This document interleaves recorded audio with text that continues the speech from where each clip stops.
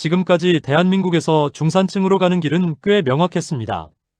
지독하게 성실하게 일하고 매달 들어오는 월급을 꼬박꼬박 저축하며 종잣돈을 모으는 것이 그 첫걸음이었죠.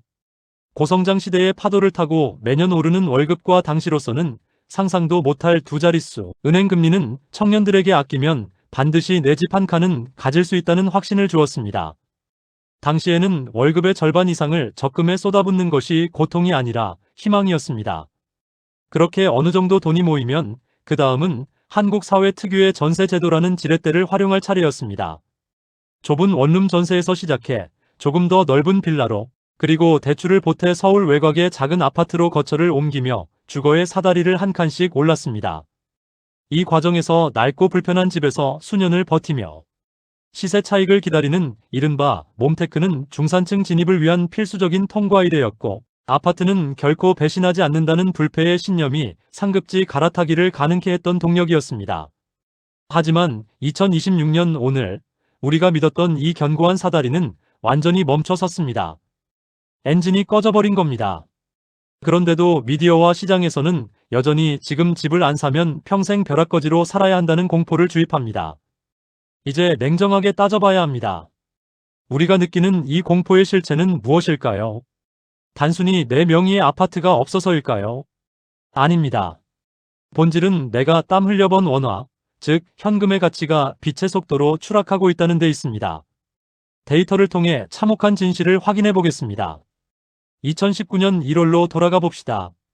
당시 연 1.9% 내외의 정기예금에 1,000만 원을 넣어두었다면 7년이 흐른 지금 이자에 이자를 더해 세후 약 1,150만 원이 되었을 겁니다. 숫자만 보면 늘어난 것 같지만 실상은 정반대입니다.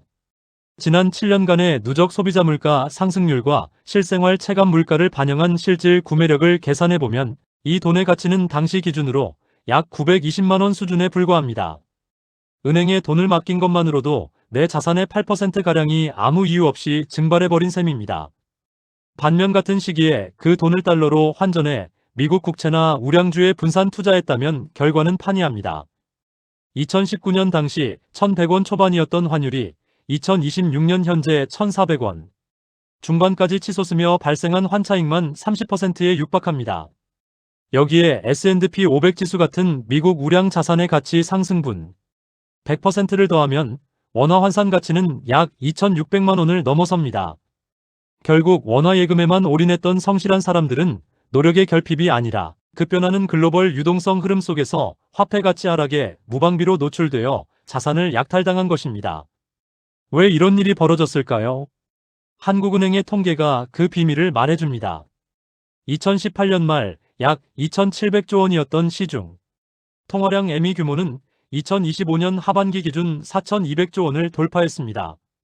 불과 7년 만에 시중에 풀린 돈이 56% 가까이 폭증한 것입니다. 기축통화국인 미국의 통화량 증가율이 같은 기간 약 42%였던 것과 비교하면 우리나라의 돈 풀기는 가히 기록적입니다. 경제 체력은 미국보다 약한데 종이돈만 훨씬 많이 찍어냈으니 원화 가치가 뚝 떨어지는 것은 당연한 결론입니다. 정부가 이렇게 시장에 엄청난 유동성을 공급하며 파티를 벌인 이면에는 매우 불편한 설계가 숨어 있습니다. 국가가 돈을 찍어내고 금리를 낮게 유지한 본질적인 이유는 서민들을 위해서가 아니었습니다. 과도한 부채로 집을 산 영끌족과 부동산 PF, 즉 프로젝트 파이낸싱 시장의 연쇄 붕괴를 막기 위한 방어기제였습니다.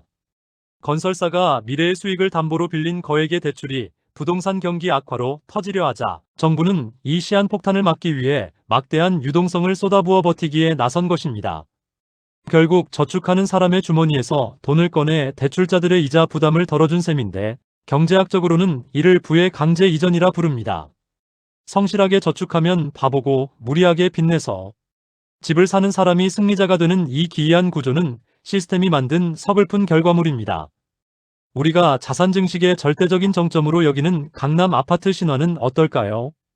2019년 1월부터 2025년 말까지의 주요 자산군 누적 수익률을 대조해보면 그 환상은 여지없이 깨집니다. 이 기간 원화 기준 국제 금 시세는 약 375% 상승하며 4.8배가 되었습니다. 미국 나스닥 100 지수는 약 318% 상승하며 4.2배가 되었죠. 반면 서울 강남권 아파트는 KB부동산 지수 기준 약 79% 상승에 그쳤습니다. 2019년 초에 10억 원을 들고 강남 아파트를 산 사람과 금이나 나스닥 주식을 산 사람의 자산 차이는 현재 수십억 원으로 벌어져 있다는 뜻입니다. 더욱이 부동산은 취득세, 재산세, 종합부동산세 같은 가혹한 세금과 막대한 유지비, 대출 이자를 지불해야 합니다. 이런 부대 비용을 모두 뺀 세후 실질 수익률로 따지면 강남 아파트의 매력은 사실상 급격히 떨어집니다. 강남을 제외한 지방 아파트들은 물가 상승률조차 따라잡지 못해 실질 가치가 깎여나간 곳이 수두룩합니다. 결국 강남 아파트 불패 신화는 데이터가 증명하는 결과가 아니라 투자 대안을 찾지 못한 이들이 만들어낸 막연한 집단적 확신에 불과합니다. 이제 세상의 법칙이 바뀌었습니다. 2023년 귀속 근로소득자의 45.2%가 연봉 3천만 원 이하에 머물고 가구당 평균 자산 격차가 벌어진 2026년 현재, 과거의 성공 공식은 더 이상 작동하지 않습니다. 소득 증가율이 통화량 팽창 속도를 따라잡지 못하는 디커플링 현상이 심화되었고, 무주택자의 징검다리였던 전세제도는 전세 사기와 월세화로 인해 동력을 잃었습니다. 초저출산과 고령화라는 인구 구조의 대변동은 모든 부동산이 오르는 시대의 종말을 고하고 있습니다. 이제는 멈춰버린 국내 부동산 사다리에 매달리기보다 원화라는 우물을 넘어 글로벌 자산으로 시야를 넓혀야 합니다. 달러 자산이나 금 투자는 수익률뿐만 아니라 소액으로 나누어 매수할 수 있어 리스크 관리에 압도적으로 유리합니다. 정책 당국이 무분별하게 돈을 찍어내 원화의 구매력을 훼손할 때 내 자산을 지켜줄 유일한 방패는 더 이상 콘크리트 덩어리가 아니라 글로벌 통화 분산에 있습니다. 공포 마케팅의 포로가 되지 마십시오. 지금 아파트를 사지 않으면 평생 낙오자가 될 것처럼 부추기는 이들은 당신의 인생을 책임져 주지 않습니다. 원화 가치의 하락과 시스템의 왜곡을 정확히 이해한다면 굳이 무리한 빚을 내어 부동산에 인생을 걸 필요가 없습니다. 이제는 종이돈의 착시와 부동산 불패라는 환상에서 벗어나 전 세계 어디서든 통용되는 진짜 가치를 지닌 자산에 주목해야 합니다. 낡은 지도를 버리고 새로운 부의 항로를 찾는 것만이 자산, 계급 사회에서 내 가족을 지킬 유일한 생존 전략입니다. 지금까지 말씀드린 내용은 단순한 전망이 아닌 우리가 마주한 냉혹한 현실입니다. 급변하는 경제 환경 속에서 더 이상 과거의 방식에 갇혀 있을 수는 없습니다. 저희 미래연구소는 인구 구조의 대전환과 화폐 가치의 변화, 그리고 글로벌 경제의 흐름을 분석하여 여러분의 자산을 지키고 새로운 기회를 찾는 길잡이가 되고자 합니다. 혼란스러운 시대일수록 정확한 데이터와 냉철한 분석이 필요합니다. 오늘 영상이 여러분의 부의 항로를 정하는 데 도움이 되셨다면 구독과 좋아요, 그리고 알림 설정까지 부탁드립니다. 여러분의 소중한 의견은 댓글로 남겨주세요. 미래연구소가 여러분과 함께 새로운 부의 시대를 준비하겠습니다. 시청해주셔서 감사합니다.